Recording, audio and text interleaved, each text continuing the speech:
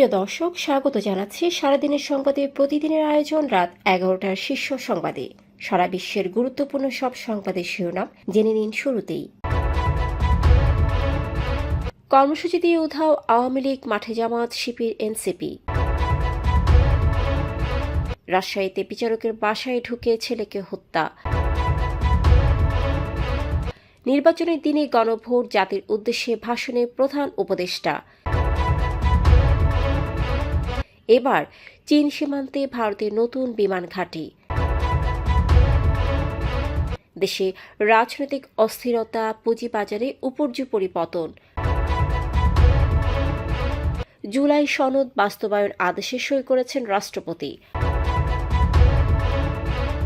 আটক 6 শতাধিক অভিবাসীকে মুক্তির নির্দেশ দিল মার্কিন আদালত। অন্যদিকে ইরান, ভারত সহ কয়েক দেশের 32 ব্যক্তি ও প্রতিষ্ঠানের বিরুদ্ধে মার্কিন নিষেধাজ্ঞা। সৌদি আরবে হঠাৎ ভারী বৃষ্টি, মক্কায় রেড অ্যালার্ট। ডিসেম্বরের মধ্যে খেলাপি ঋণ কমাতে ব্যাংকগুলোকে বাংলাদেশ ব্যাংকের নির্দেশ। ইভেলির রাসেল শামিমার 5 বছরের কারাদণ্ড, গ্রেপ্তারি পরোয়ানা জারি। শুনছিলেন সংবাদ শিরোনাম, এবারে বিস্তারিত। ফ্যাশন ব্র্যান্ড মানে আর্ট। জুলাই গণহত্যার দায়ে স্বৈরাচার শেখ হাসিনার রায়ের তারিখ ঘোষণাকে কেন্দ্র করে বৃহস্পতিবার সারা দেশে লকডাউন কর্মসূচি ঘোষণা করে নিষিদ্ধ আওয়ামী লীগ। এই কর্মসূচির সময় রাজধানী সহ দেশের বিভিন্ন স্থানে চোরাগুপ্তা হামলা চালিয়েছে আওয়ামী লীগ ও নিষিদ্ধ ছাত্রলীগের নেতাকর্মীরা। তবে তাদের প্রকাশ্যে দেখা যায়নি। আওয়ামী লীগ না থাকলেও সারা দেশে মাঠে ছিল এনসিপি ও জামাত ইসলামের নেতা কর্মীরা। তারা সারা দেশে বিক্ষোভ মিছিল ও অবস্থান কর্মসূচি পালন করছে। বিএনপির অংশগ্রহণ ছিল বেশ নীরব। রাজশাহী মহানগর দায়রা জজ মোহাম্মদ আব্দুর রহমানের ভাড়া বাসায় ঢুকে তার ছেলে তাওসিফ রহমান সুমনকে ছুরিকাঘাত করে হত্যা করা হয়েছে। বৃহস্পতিবার দুপুর 2টার পরে নগরের ডাবতলা এলাকায় এ ঘটনা ঘটে। হামলায় বিচারকের স্ত্রী তাসমিন নাহরু গুরুতর আহত হয়ে রাজশাহী মেডিকেল কলেজ হাসপাতালে ভর্তি হয়েছেন এবং অস্ত্রোপচার চলছে। ঘটনাস্থল থেকে একজন দুর্বৃত্ত আটক করা হয়েছে। পুলিশ জানায়, হামলাকারীর নাম ইমন। সে নিজেকে বিচারকের ভাই পরিচয় দিয়ে ফ্ল্যাটে প্রবেশ করে। আগামী জাতীয় সংসদ নির্বাচনের সঙ্গে একযোগে 4টি বিষয়ে গণভোট আয়োজন হবে। পাশ হলে জাতীয় সংসদ 2 কক্ষ বিশিষ্ট হবে এবং ভোটের অনুপাতে 100 সদস্য বিশিষ্ট উচ্চ কক্ষ গঠিত হবে। সংবিধান সংশোধনের জন্য উচ্চ কক্ষের সংখ্যাগরিষ্ঠ অনুমোদন লাগবে।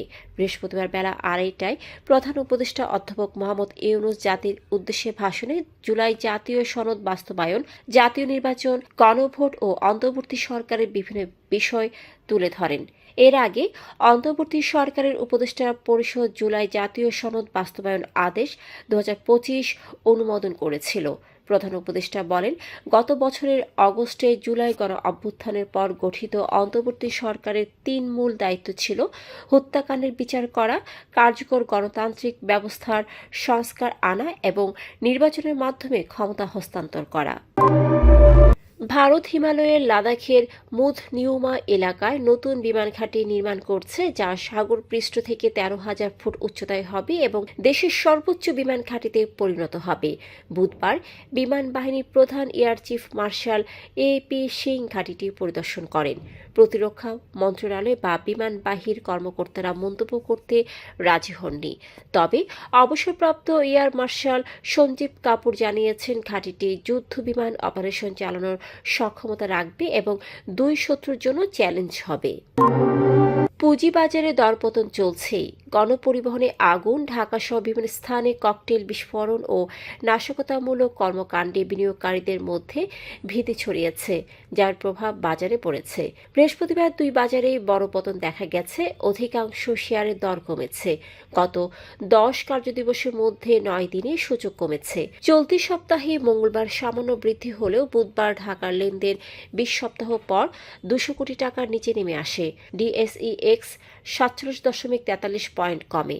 বৃহস্পতিবার ডিএসইএক্স 122.65 পয়েন্ট কমে 4,702.80 পয়েন্টে নেমেছে। বাজার মূলধন কমেছে 7,936 কোটি টাকা।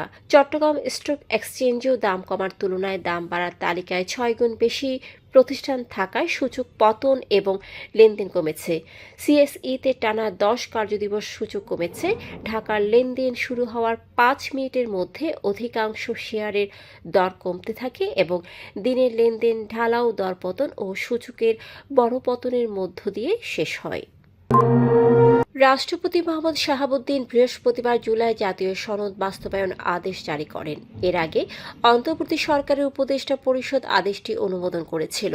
জাতির উদ্দেশ্যে ভাষণে প্রধান উপদেষ্টা অধ্যাপক মোহাম্মদ ইউনূস জানান, জাতীয় সংসদ নির্বাচন ও গণভোট একই দিনে অনুষ্ঠিত হবে। 4টি বিষয় এক প্রশ্নে হ্যাঁ বা না ভোটের মাধ্যমে জনগণ মতামত জানাবে। গণভোটের জন্য প্রয়োজনীয় আইনও উপযুক্ত সময়ে প্রণয়ন করা হবে। যুক্তরাষ্ট্রের ইলিনয় অঙ্গরাজ্যে এক ফেডারেল বিচারক অভিবাসন বিরোধী অভিযানে আটক 615 জনকে মুক্তি দিতে নির্দেশ দিয়েছেন। মানবাধিকার সংস্থার আবেদনের ভিত্তিতে বিচারক জেফ্রি কামিংস বলেন, যাদের বিরুদ্ধে বাধ্যতামূলক আটকাদেশ নেই এবং যারা সমাজের জন্য ঝুঁকিপূর্ণ নয় তাদের 21 নভেম্বরের মধ্যে মুক্তি দেওয়া হবে।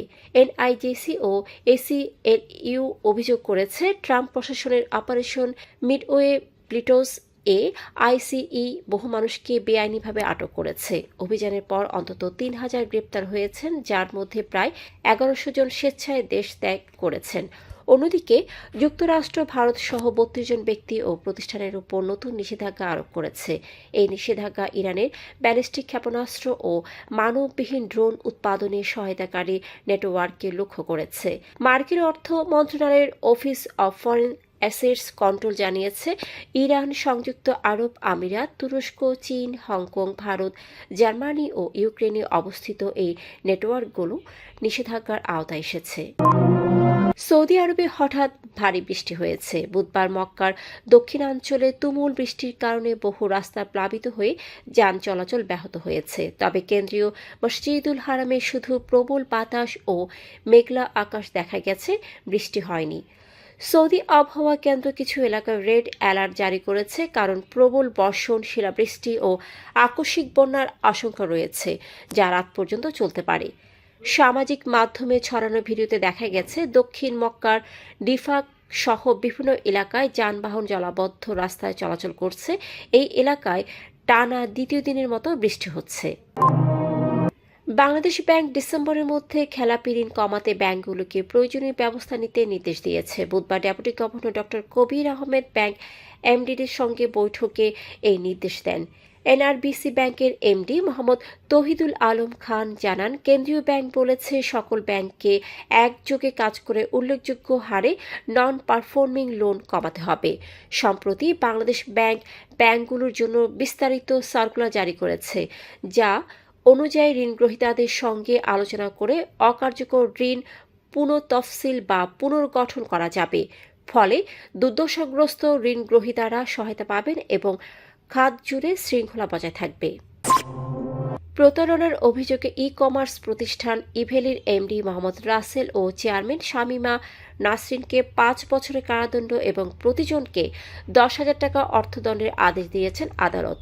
অর্থদণ্ড অনাদায়ে আরও 3 মাসের কারাভোগ করতে হবে। বুধবার ঢাকার অতিরিক্ত chief metropolitan magistrate Zakir Hossain রায় ঘোষণা করেন, আসামিরা উপস্থিত না থাকায় তাদের বিরুদ্ধে সাজা কার্যকর করার জন্য গ্রেফতারি পরোয়ানা জারি করা হয়েছে। দর্শক, এতক্ষণ আমাদের সাথে থাকার জন্য ধন্যবাদ। প্রতি মুহূর্তে দেশ বিদেশের গুরুত্বপূর্ণ সব সংবাদ জানতে ভিজিট করুন www.সারাদিনেরসংবাদ.com ও চোখ রাখুন সারাদিনের সংবাদের অফিসিয়াল ফেসবুক পেজে। Fashion brand Mani Art. Men's, ladies and kids wear. Art. Be smart.